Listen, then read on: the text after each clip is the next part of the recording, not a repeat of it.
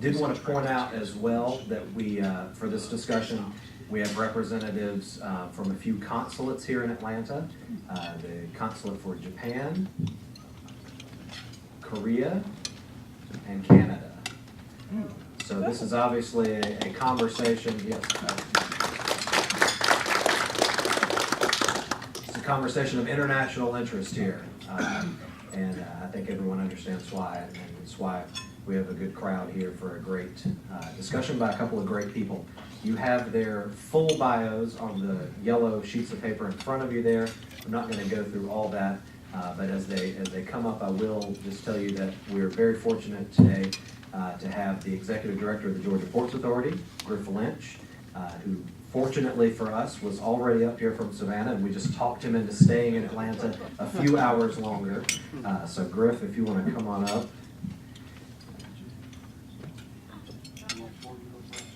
And then then we also have Tori Whiting, who's the J. Van Andel Trade Economist for the Heritage Foundation based in Washington. We are co-hosting this event with Heritage, and we're thankful to them for sponsoring the event so that everyone here is having a free lunch, which I'm sure is driving several economists in the room crazy for me to say that. But Tori has some things she's going to go through first, and then Griff has some slides. I'll ask them a few questions, and we will have some time for Q&A toward the end. But Tori, the floor is yours. Perfect. Okay, well, thank you all so much for coming. I really appreciate you coming down and,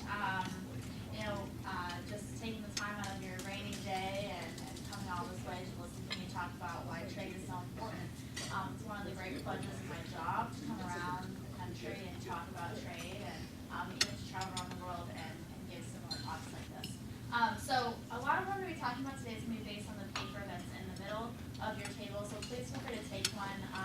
If there isn't enough, you can find it on heritage.org. There's a lot of great graphics in here, great statistics. What I'm going to be doing today is talking about some of the highlights of this paper and really this kind of 30,000-foot view about why trade is so important to the state of Georgia. And that really feeds into our overall message for Heritage Foundation about why trade is so important for the country, why trade is so important for individuals. And while I'm speaking, I want you to have two sort of overarching themes in mind as we're talking about all of these data points and all the aspects of trade that mean so much to the state of Georgia. The first is that trade is about benefiting. Can you hear me all right? Did I speak a little loud? Oh, that's better. Okay. I didn't want to be all, in your ears. So, the first principle that I really like to talk about when I talk about trade is that it's meant to benefit individuals. It's meant to benefit you. And really people trade, not countries. A lot of times up in Washington you hear people say, oh, well, the United States is going to send more soybeans to the EU. Well, that's not really how it works. Individuals in the European Union have to decide they want to buy American soybeans. The government's not buying those soybeans. And that's a really important point to keep in mind as we're talking about all of these statistics. So it's the exact same thing if Georgia is trading with Alabama. It's the same thing where individuals in those two states are trading, same thing with countries. The second principle as we talk about trade policy overall is there are two different kind of tracks of mind right now, and I would argue that one of those two tracks is really winning the argument. The first is, this is the one that's winning right now, the first is this idea of managed trade. So it's the idea that the government should be able to tell you how you're going to buy and how you're going to sell. That's not the idea that the Heritage Foundation has been supporting for almost 40 years. Our view of trade is that we should be facilitating trade. We should be getting the government out of the way and giving you the freedom to buy and sell as you see fit. Of course, with any sort of national security, significant national security concerns held constant. But those are the two general themes. So I want to speak a little bit about some of the high points, some of the 30,000-foot stats that may be helpful to you when conversing about trade and its benefits to the state of Georgia. So the first is that 500,000 jobs in the state of Georgia are related to trade and investment. And it's important as we talk to realize that trade is not just about goods, it's not just about services, it's about the exchange of capital, which many of you know. Another great stat that I found, well, three. The first is that Georgia is the 12th largest exporting state in the country, which is huge based on volume. The 7th largest importing state, also huge, and the 8th largest trading state overall. So that's total trade volume, the 8th largest state in the country. It is a vital part of the state's economy. So I'll toss out a few statistics for you to put those ranking statistics in mind. The first is that $37.2 billion in goods were exported from the state of Georgia last year. Many of them through your port. And 85% of the businesses who were exporting in the state are small and medium-sized businesses. This is one of my favorite statistics about trade when I talk about it, because a lot of people think that trade only benefits Walmart or large Fortune 500 companies, but really trade and the freedom to trade and lowering barriers helps everyone, and especially it helps small and medium-sized businesses. And a lot of those businesses employ 30 or fewer people. So you're really having an impact on not only the economies of scale, but the access and opportunity for these businesses to grow and flourish. 182,000 jobs were associated with goods exports, 130,000 jobs associated with services exports. It's a huge, huge portion of the economy.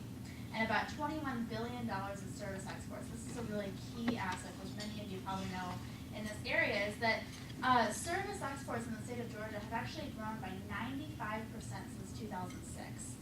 That is huge, and it really tells the story of what's happening with trade in the United States today. It's not just about widgets, it's about ideas and software and all of these new things that a lot of our trading relationships don't really have rules for, they don't really cover, they don't tell us how those things should happen. Many of you probably know the major exporting sectors, of course, from the state. Griff probably knows it better than I do. Transportation equipment, of course, with the biggest subsector of that being aerospace. Machinery, chemicals, paper, very unique one, I think, for different than a lot of other states, and computer and electronic products. The point is that the exporting categories in the state are so diverse, and I think that is a great strength for the longevity of trade and being able to be a vital part of your state's economy. Major export markets: Canada, Mexico, China, Germany, Singapore. 2 of those 5, of course, we have free trade agreements with. And over a quarter of all of the things, all of the goods that are exported from the state of Georgia actually go to Canada and Mexico. That tells you how important our trading relationships are with those countries and how important NAFTA is to those relationships. Sorry, I'm not talking close enough to the microphone, am I? And then the last statistic on exports that I'll share with you is 41% of your exports go to free trade partners. So of the 14 trade agreements, 20 countries that those are with, 41% of your exports are going to those countries. That's huge. That means that free trade agreements are helping the state of Georgia have better access and be able to export and trade more with the world. Quickly on imports, I'm sure Griff will cover too, because that's what he does, partially. $91 billion in imports last year. Top import markets for the state of Georgia are China, Germany, and Mexico. And the big one, this is so important if you remember anything about imports today. Overall in the country, roughly 2/3 of everything that the U.S. imports is actually an intermediate good. So they're things that we use to make other things and sell to the world or consume here in the United States. They make us more competitive. That also includes things like capital goods, like machinery, that we use over time. But importing really helps us be better at doing what we do and exporting to the world. And 60% of Georgia's imports from Canada and Mexico were intermediate goods in 2016. That's major. That tells you how important and vital the North American region is to the success not only of individuals in the U.S., individuals in Georgia being able to buy things, but being able to make those things as competitively priced as possible with world markets. The last thing I'll hit on with statistics is foreign direct investment. I think a lot of times foreign direct investment is taken for granted and not necessarily seen in the same context as goods and services. When you think trade, you think, oh, a plane or a car or something like that, but you don't necessarily think that trade is also in investment. It is companies like Kia, having a facility or building a facility here in Georgia. 227,000 jobs in the state of Georgia are associated with foreign direct investment. That's almost half the number of jobs that are attributed to trade in this state.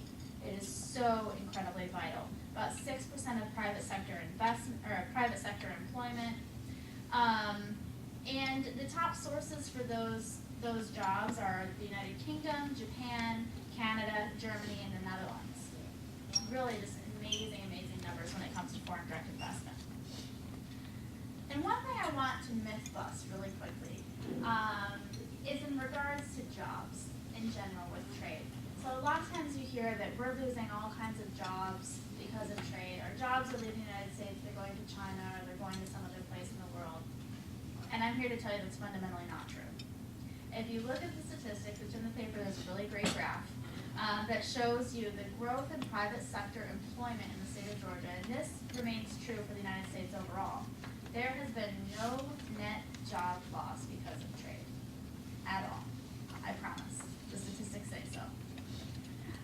Now, what does happen with trade, similar to the effects of technology, is it creates what we call creative destruction in the economy. So it eliminates some jobs that maybe are less efficient and replaces those jobs with new jobs that are either more efficient, creates jobs in more efficient sectors, or maybe helps us to create new sectors that didn't exist before because of innovation, competition, and the capital that is invested in the state of Georgia. So it's very, very important to remember, no matter how many times you hear that we have lost thousands of jobs because of trade, that it is not true. I promise. So, hitting a couple of top line issues, which of course are probably on all of your guys' minds, given what's happening in Washington these days. What do the tariffs mean for Georgia? We've had many tariffs imposed by President Trump this year in 2018 alone, hundreds of billions of dollars, primarily on Chinese imports. But what does this mean? I'd say three different things. The first is that it means higher prices. And an example of that is steel. So the president imposed a 25% tariff on steel imports earlier this year, pretty much on every country in the world. And since then, since the beginning of 2018, steel prices domestically, so the price of steel made in the United States has increased between 30 and 40%. So not only is it more expensive to buy steel from abroad, it's also more expensive for companies that were already buying American-made steel. And that doesn't help anyone be more competitive when they want to export to the world. Second thing is retaliation. I read this really great story about a pecan farmer here in Georgia who sells a lot of his pecans to China. And because of the retaliation on nuts and lots of other products, it's actually resulting in the price of his pecans increasing in China to a point where nobody wants to buy them because they're too expensive because of the retaliation. So not only are tariffs that we're imposing hurting our manufacturers, especially in intermediate goods, but the retaliation is also not helping our exporters either. Last thing, and this is the toughest thing to quantify, but I think one of the most important things. And I understand this from a personal perspective because back home in Michigan, my dad owns a tool and die company, and that's really where my thought process and my understanding of trade comes from, is the uncertainty that the current trading environment provides for the future, for businesses, for individuals, for investment, for hiring, for expansion. All of these things lie in the balance because it's very difficult to know what the environment is going to be like in the next 6 months, the next 3 months, or even the next month at times over the last year. And so, for example, that Kia factory that I spoke about very briefly in West Point, Georgia, they're having to deal with 3 different aspects of trade policy that influence their decision making. The first is the steel and aluminum tariffs, vital intermediate good for steel, or for car making. NAFTA, and it changes to what we call rules of origin, so the rules that dictate how much of a car has to be made in North America to not be subject to tariffs. And also the threat of auto tariffs. So threat of tariffs on finished cars, trucks, heavy trucks, and also automobile parts. These all create an uncertain environment for companies, not just Kia, but hundreds and thousands of companies across the country. And what we think at the Heritage Foundation, what we think the role of the government should be in trade is making it easier for businesses, making it easier for individuals to be able to make these decisions and have the freedom to make these decisions themselves and not based on what the government dictates they should be able to do.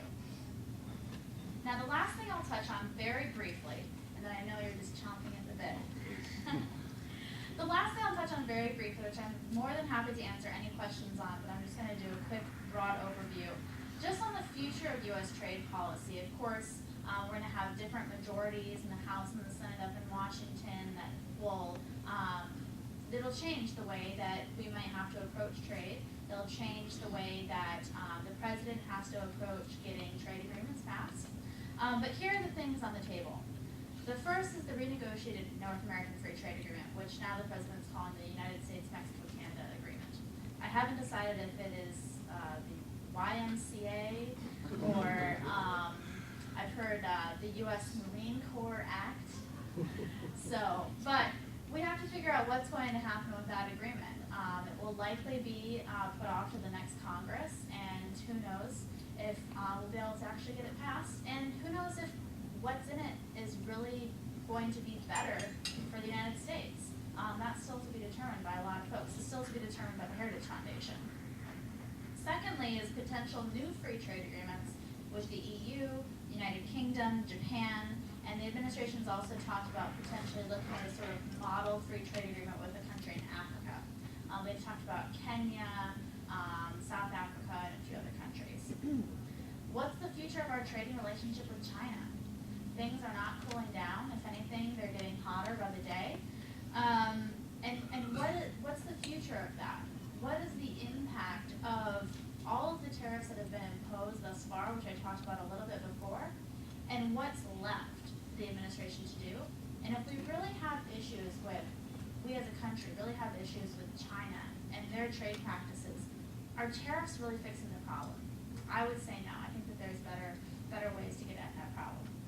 The last two things, of course, are the future of the tariffs that have already been imposed. And then there's this larger question that we're dealing with, which is what is the role of Congress in dictating trade versus the president in dictating trade? If you've read Article 1 of the Constitution lately, I do it sometimes to remind myself why I work on trade policy. But Article 1, Section 8 of the Constitution gives Congress the authority to regulate trade and levy taxes and tariffs. Not the executive branch, but they've delegated a lot of that authority to the executive branch over the last 70 to 80 years. Is that the way things should be? These are all major questions we're going to be dealing with in the coming years. Thank you. Okay, how about we talk about containers? Real simple, square boxes. Tori, I cannot do what Tori just did. That's over my head. I have a sheet. That was really fascinating, thank you. Griff Lynch, again, Executive Director of the Georgian Ports Authority. I'm just going to give you really a 5-minute overview of the ports and then open the floor for questions and try to, from our world, just deal with the, Kyle, not working. If I could just, should I just do it right here? Tell me and I'll, yeah. No, I can do it, don't worry about it. Okay. This one right here? Yep. Okay, so keep this real simple. Just last year, our whole leadership team came together to kind of take a look at our mission and values and where we want to go. And I don't normally start any presentation with this because most of the time people don't want to hear it. But when you think about what the impact is of global trade on the Georgia ports, is we're nothing without it. The bottom line is we're all about global commerce, and if trade slows down internationally, we slow down. It's that simple, and there's nothing we can do to control that. Who are the Georgia ports? We have in green, the green logos there are our existing locations. We have facilities in Brunswick where mostly that's about automobiles, roll on, roll off. We're handling many, many different brands, got about 1,500 acres. It's in space the largest auto port, but in capacity, in throughput, probably the second and third. We're running neck and neck with Jacksonville. Then at Garden City, in Savannah, excuse me, we have Garden City and Ocean Terminal. Garden City, the single largest terminal, container terminal, but it's the fourth largest port. We handle a lot. I'll talk about container in a bit, but significant, massive facility. If you haven't been there, come on down and see it. And that's import and export. We're probably importing about 53% and exporting 47%, something like that. It used to be more 50-50, but that's changed. And then Ocean Terminal is a neat break bulk facility. We're handling the rubber, the iron, the steel that's used to make the autos, and we're exporting paper and big round rolls and lumber and things like this.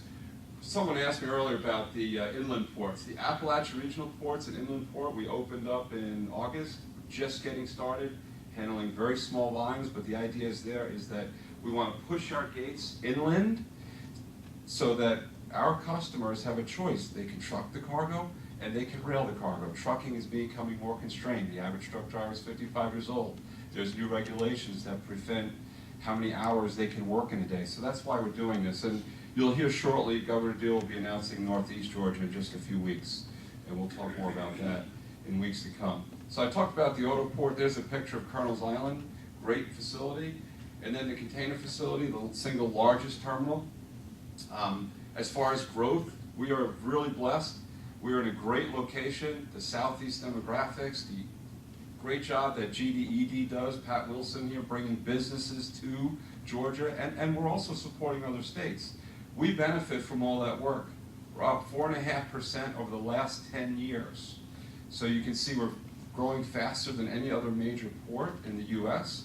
And if you look at the last 2 or 3, we're up by 8 to 8.5%. So we have been on an incredible run, and we're knocking on wood and hoping that continues after January 1st, which I guess we'll discuss here today. Some impacts, Tori touched a little bit on this, but we, every 3 years, have an economic impact study done by the Terry College School of Business. We just did it at the end of our calendar year in 2017, or fiscal year, excuse me. 440,000 jobs touched throughout the state. Obviously, the jobs we touch doesn't stop at our borders, but we're looking at Georgia.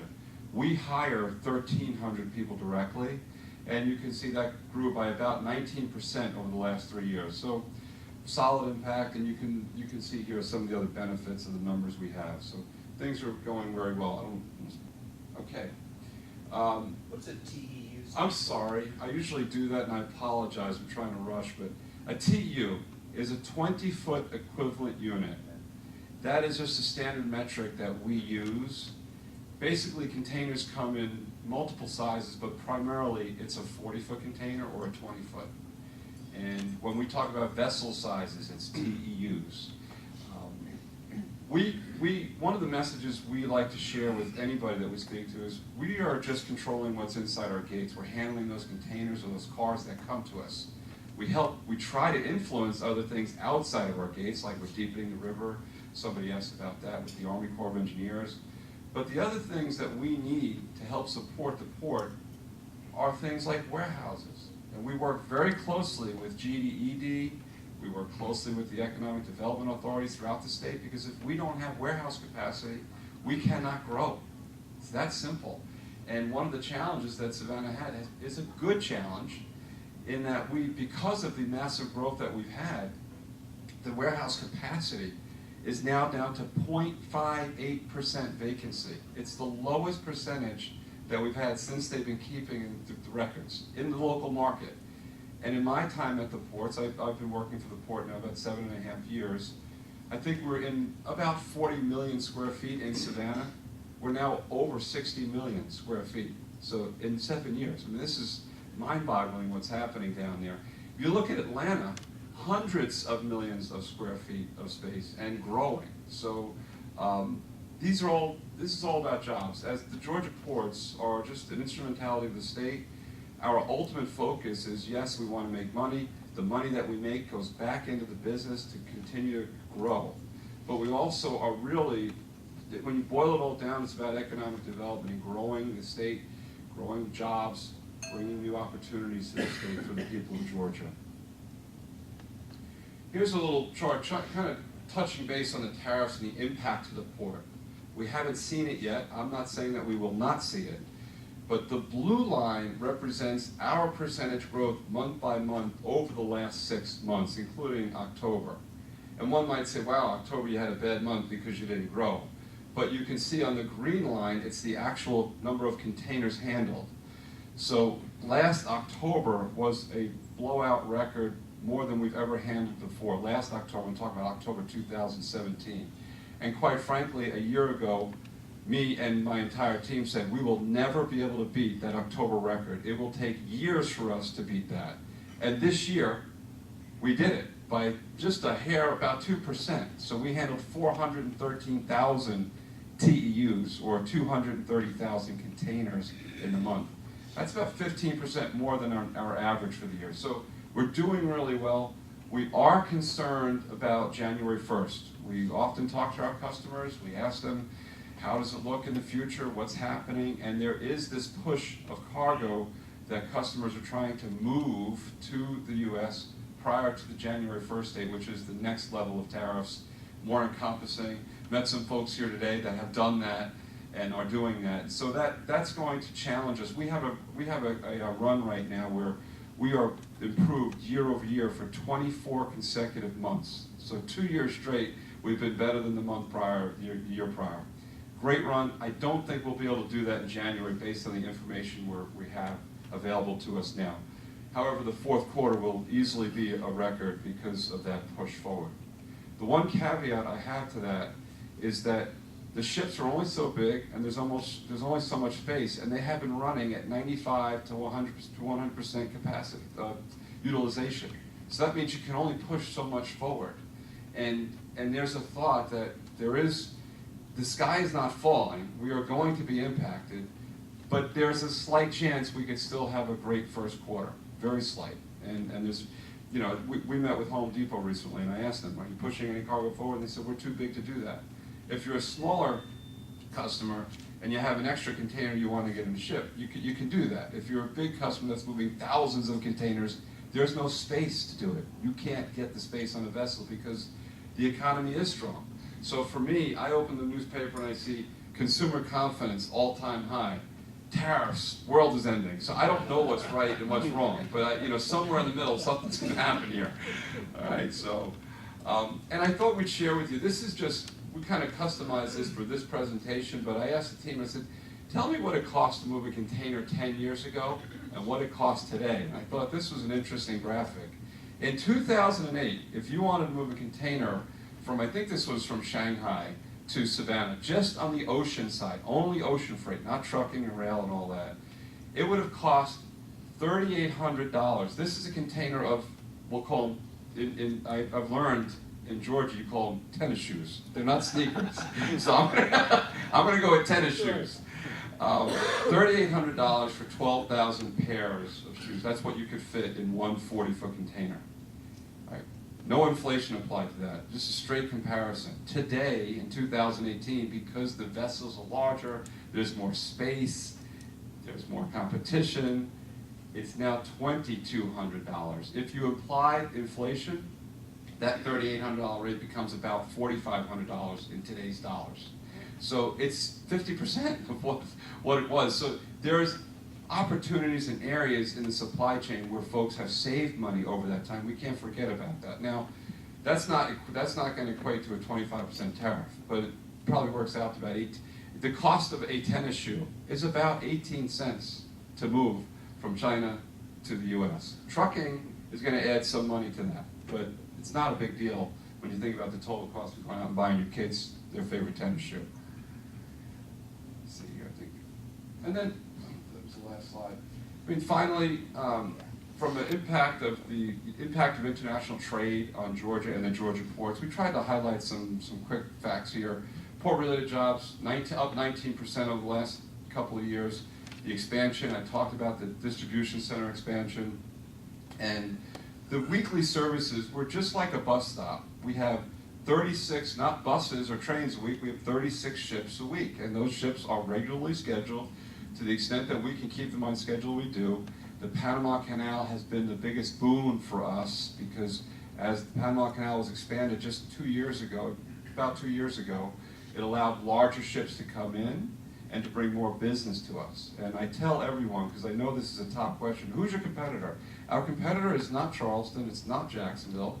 If we look at the US, our true competitor, and if you're any Californians here, I'm sorry, but our real competitor is California, because LA Long Beach are by far the largest ports. A little sliver of their market share is a big sliver for us. So we're always trying to get folks to move their cargo instead of going to California, where it's very congested. Come through the Panama Canal, use the Georgia ports. We provide a congestion-free environment for you. The downside is it takes longer on a ship. But the upside, we make up a lot of that time through ease of flow of the cargo through our ports. And the cost of doing business in Georgia versus just about every other port in the nation is quite beneficial. And so that kind of wraps up our discussion, and Kyle will open up for any questions. I'll give it back to you.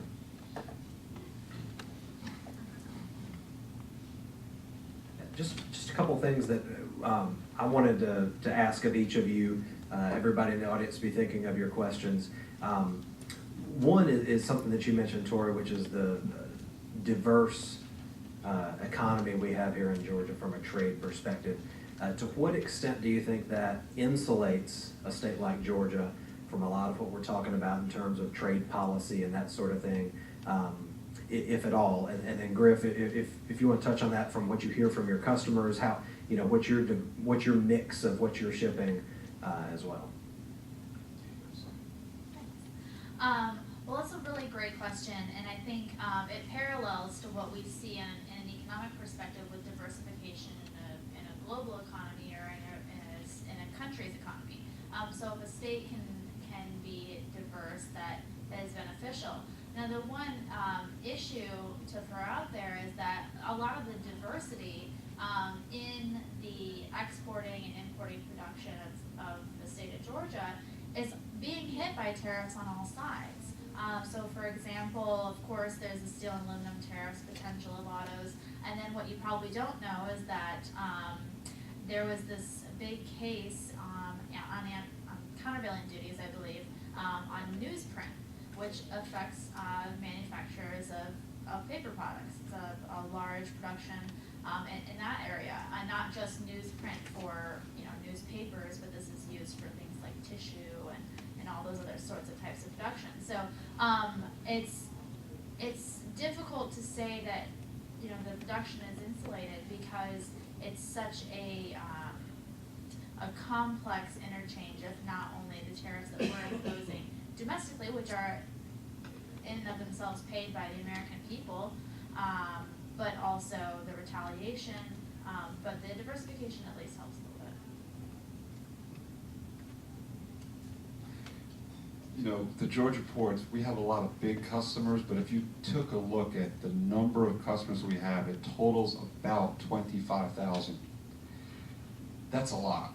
And we only deal with the ocean carriers, and there's about 10 big ocean carriers. But behind those and inside these containers, there are many different customers. Pat Wilson and I were just speaking at the table here, and we're proud of that fact because at the end of the day, we would have loved to have Amazon as an example. But I was just reading a story about, if you have too few big customers, that's a bad thing. And, in the case of the likes of a company like Walmart, there are some ports that only have Walmart, and that's a significant part of their business. Walmart's a great customer of ours, and we love their business, but we wouldn't want to be in a situation where if they change their mind and want to go somewhere else, we're dead in the water. So to the extent that we can be diversified, great. Now, on the economy side of it, what I've been told by our experts that we use, the Economist, that the Southeast in general, not just the Georgia ports, on a downturn, we're going to downturn less. On an upswing, we're going to go up further. So we feel pretty good about our position. I do think in the first quarter of the year we're going to have our challenges, but I think it's going to be manageable and it's going to settle out. It definitely will settle out because as long as the economy is strong, that is what drives our business. It's no one person, it's the entire economy. So I want you to get out there, buy goods for your grandkids, buy a lot of Christmas presents, keep buying, buying, buying. We want that. And then I have one more thing. I would be remiss if we didn't make this point today, and then we will open it up for questions. Tori, I want you to explain as well as you can, because I've tried this many times over the years in my columns, and I don't know how successful I've been. But we talk a lot about trade deficits, right?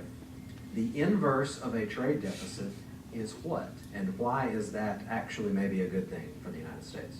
That is a fantastic question. You know, usually that's something I cover in talks like this, and I didn't, so I'm so glad you asked that. A trade deficit, I think, is one of the most misunderstood aspects when we're talking about trade policy, especially up in Washington. And a trade deficit, all it means is that we are buying a lot of stuff. We're buying more stuff than we're selling. Plain and simple, only on goods and services. But it goes back to what I was saying towards the beginning of my chat, that was investment is a huge aspect of trade that people don't realize. And so when you look down the numbers, investment and what we get in foreign direct investment, as well as countries buying U.S. Treasury bonds, actually completely eliminates the trade deficit. It creates what we call a capital surplus. And those two things balance out, and in economics they have to balance out. If you think that when we have a trade deficit it means there are dollars floating around in the world somewhere, that's not the case. It all balances out, and really over time imports are going up, exports are going up, foreign direct investment is going up, the benefits and gains from trade are increasing, and that's what we really should be focusing on. Thank you. Great job. All right. You had your hand up first in the vest, and then I think I saw him first, and then we'll go to you and then to Jerry. My question's for Tori. You talked about China and the current trade dispute with China. I have two questions. Do you agree there's a problem with China? And second, you said you thought there was a better way, another lever that would be a better tool than tariff. So number one, is there a problem? And number two, what is your better way? Could everybody hear the question? Do I need to repeat it? Okay, but for in the back, he asked if Tori agrees that there is a problem with China and trade with the U.S., and if she does agree, she mentioned there's a better way to deal with it than tariffs. What would that better way be? Yeah, so that's a great question, and I didn't want to talk for forever, but I'm glad you asked it because now I can address that in more detail. So first of all, before I talk about whether or not there's issues with China's trade policies, it's important to mention that individuals and businesses don't trade if it's not beneficial for them. This goes back to the trade deficit really quickly. If you think about when you go and buy something from your grocery store, you pay them in dollars, you get goods. That creates a trade deficit with your grocery store, but you're both better off. Is that a bad thing that you have less money but you have more stuff? Same thing with trading with countries. So with that, we wouldn't be trading with China if it wasn't beneficial for us. We do have gains from that. Americans love buying stuff from China. It's one of our favorite things to do, especially lower income Americans that spend more of their paycheck on consumable goods, more of a proportion. So I do think that there are some issues in regards to our trading relationship with China, but I don't think it's this big China's taking advantage of us rhetoric that we're hearing. Now, there are issues where China doesn't necessarily protect intellectual property and patents the way that we do in the United States. There's some rule of law issues in China. And there are also issues of China not allowing investment flows to occur like the United States and other countries do. Those are areas where we could see some improvement.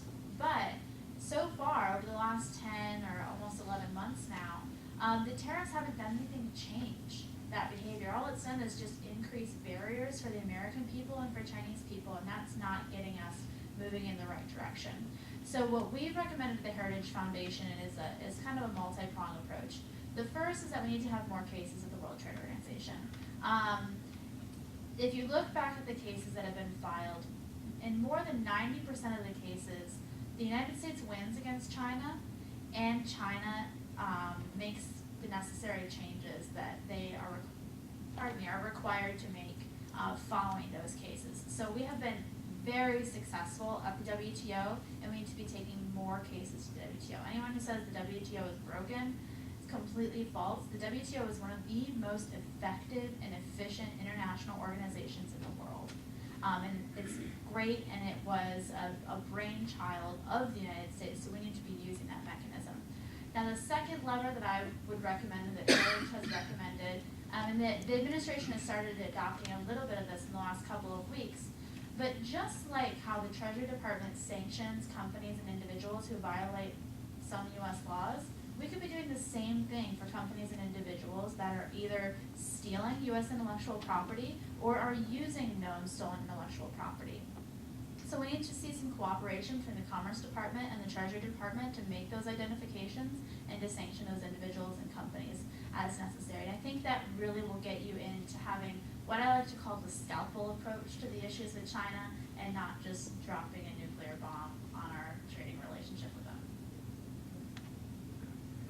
Thank you. This gentleman, and then we'll get to Dr. Reese. I'm curious, what percentage of your volume going to the ports is either origin or destination in Georgia?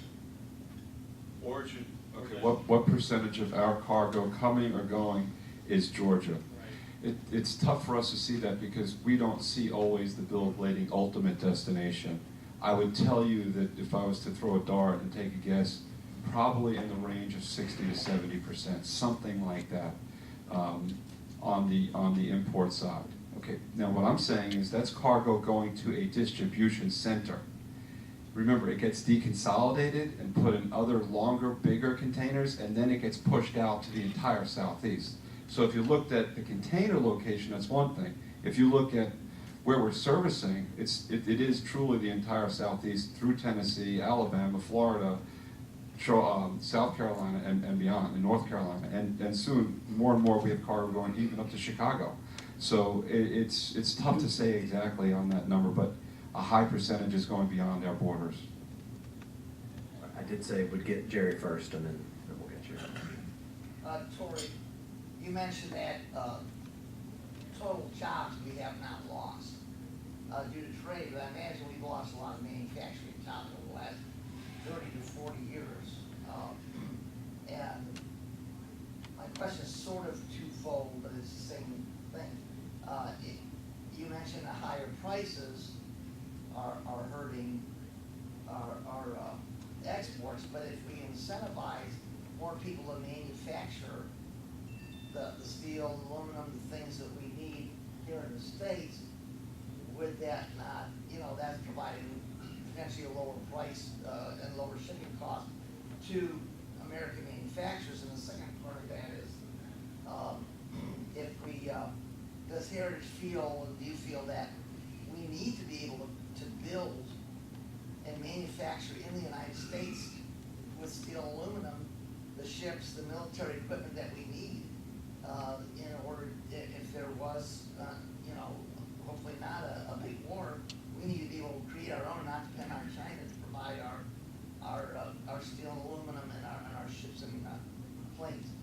Yeah, those are both really, really great questions, and I appreciate you asking them.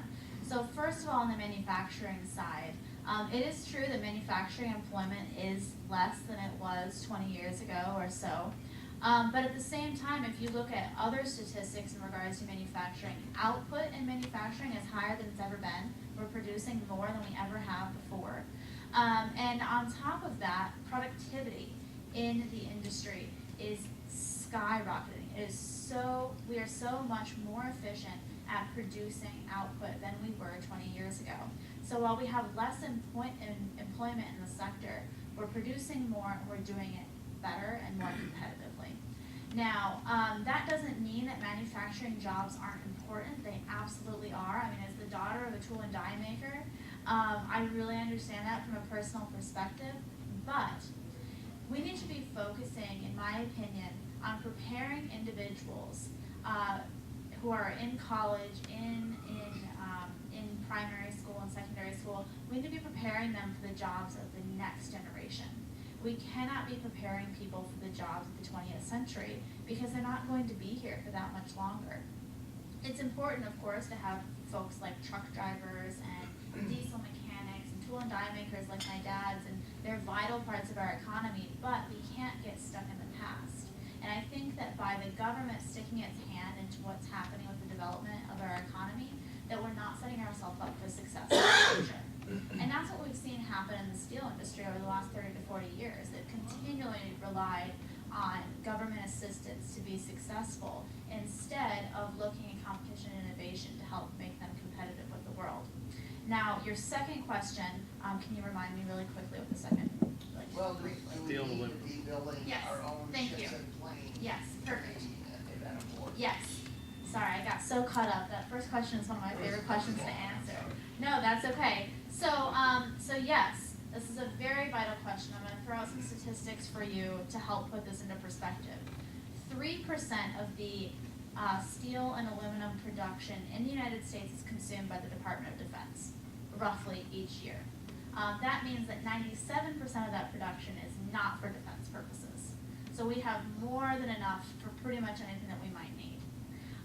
Also, there are laws in place that we call, most of them under the Buy American Act, and also the Berry Amendment, which typically gets addressed in our National Defense Authorization Act, which is the bill that funds the government, or funds the military every year.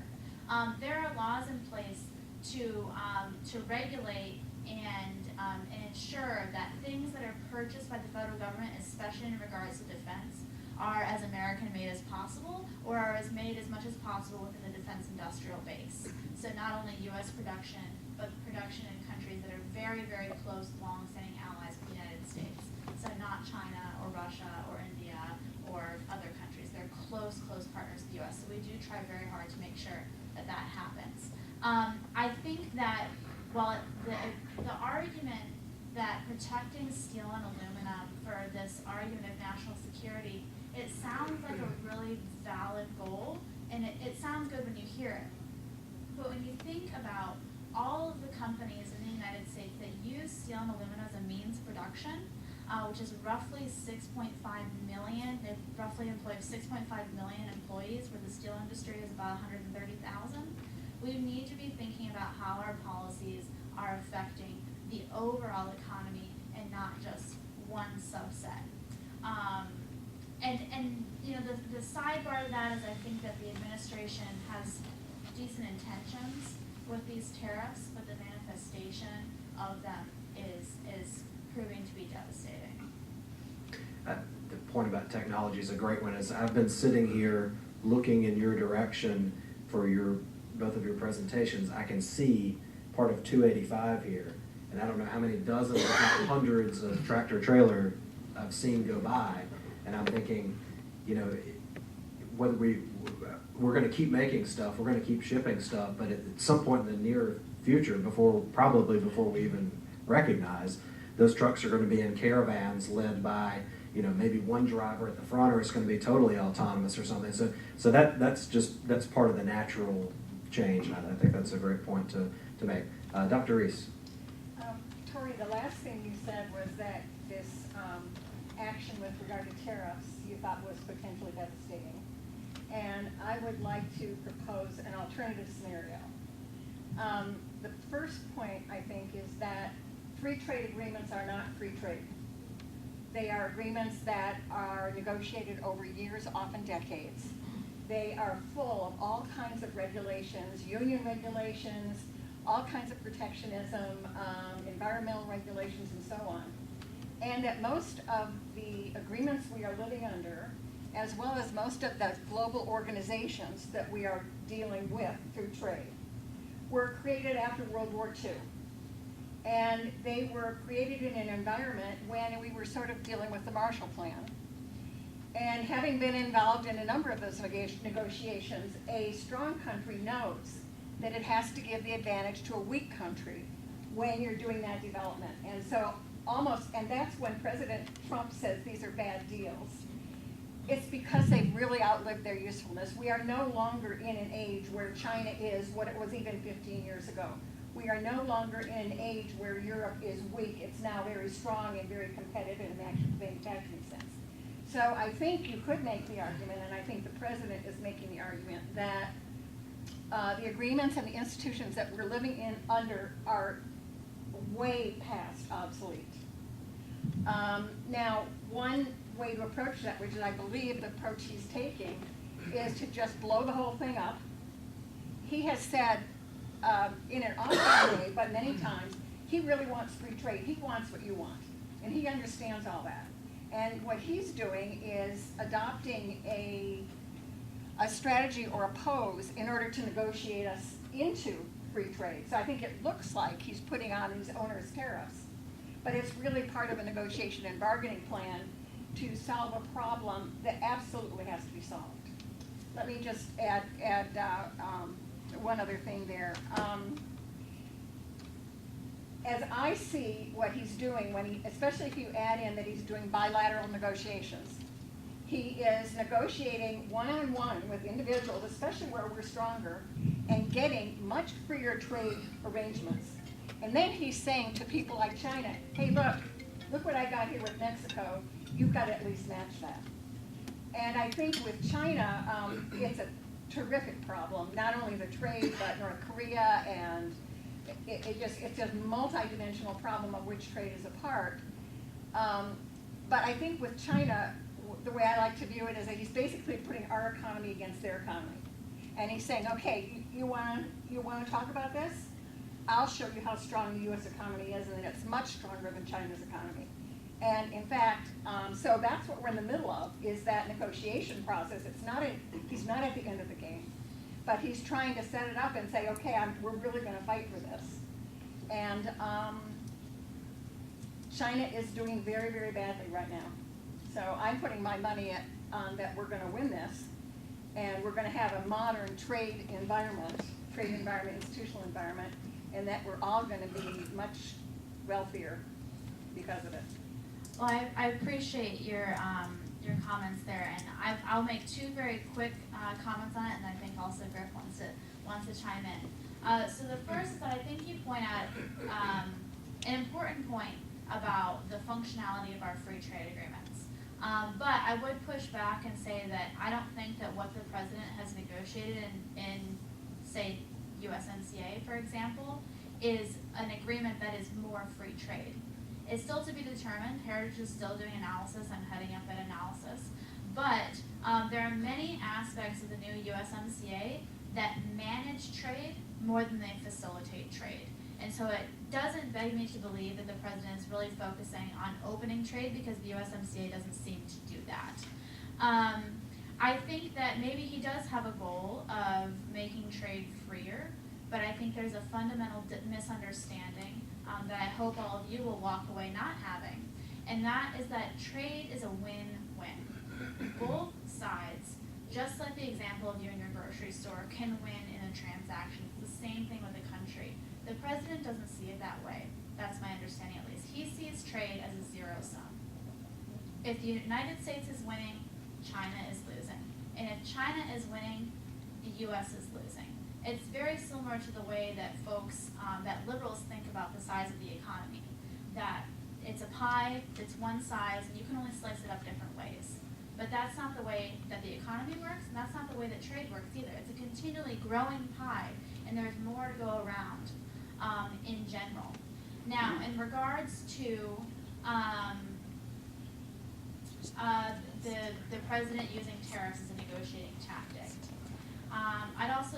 I see that, but I fundamentally, as a conservative, do not believe that it should be the role of the government or the president to gamble with the U.S. economy. I don't think it is the role or the duty of the president to gamble with your livelihood, my livelihood, the money in my pocketbook, and what if it doesn't turn out that way? That's not the role of the government. The role of the government is to get out of the way and let individuals make decisions, not the government making those decisions. I just thought some of this is beyond me, but I thought I'd share a personal story, because we travel to Asia all the time, and I was there 3 weeks ago. And our first stop was in Taiwan. We met with 2 different companies that are fairly large customers for us, and we met with the presidents of those companies. Independently, they each thanked America for what they're doing with China, because they're getting run over. and China is a bully. And this, I'm not saying this, this is what they said to us, and they're worried. And China's trying to strip them of their identity and their democracy. So that was interesting for me to hear, because you never hear that on the news. And while we were there, the Chinese Navy was patrolling around Taiwan. It was on the news. We're watching us. Wow, it's crazy. Then we went to Hong Kong. We met with a large Chinese company that is a shipper for us, and I was there last year as well. And last year at this time, this dialogue was kind of commencing. And last year, I can tell you that people in China were like, "This is something we're going to win. You cannot tell us what to do." And we don't engage in that. Just, we're the ports trying to get more containers. But I was very interested to see that this year it was a totally different attitude.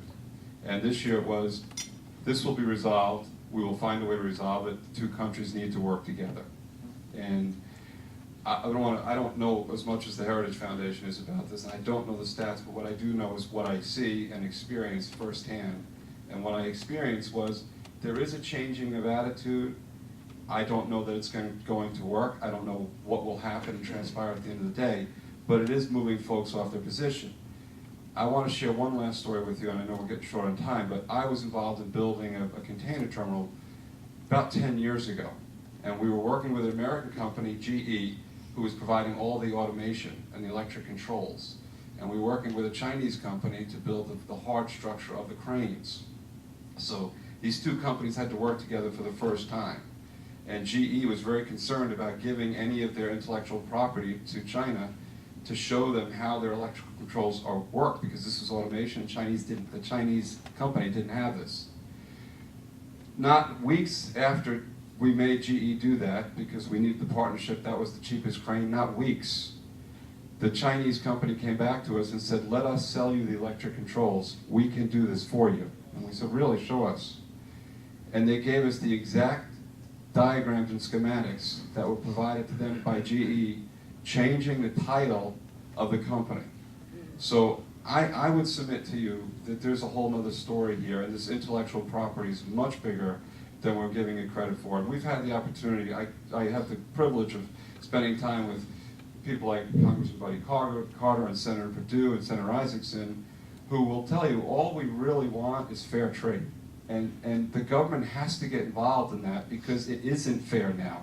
If we leave it just to the two countries, it won't be fair, because, and I hate to say it this way, but it's true. I mean, China has been used to being the big guy, and they're the bully. And so that can't be, I don't think we should be the bully either. So I agree with your point there. It has to be fair. And someone has to get involved to make it fair. So that's my 2 cents. We are at 1:15. I do want to respect everyone's time. We'll go ahead and adjourn. I hope our panelists will be able to stay for a little while after and answer questions one-on-one. Please join me in thanking Tori and Griff for their presentations today. Tori can pass along our thanks to Heritage for sponsoring this event with us today.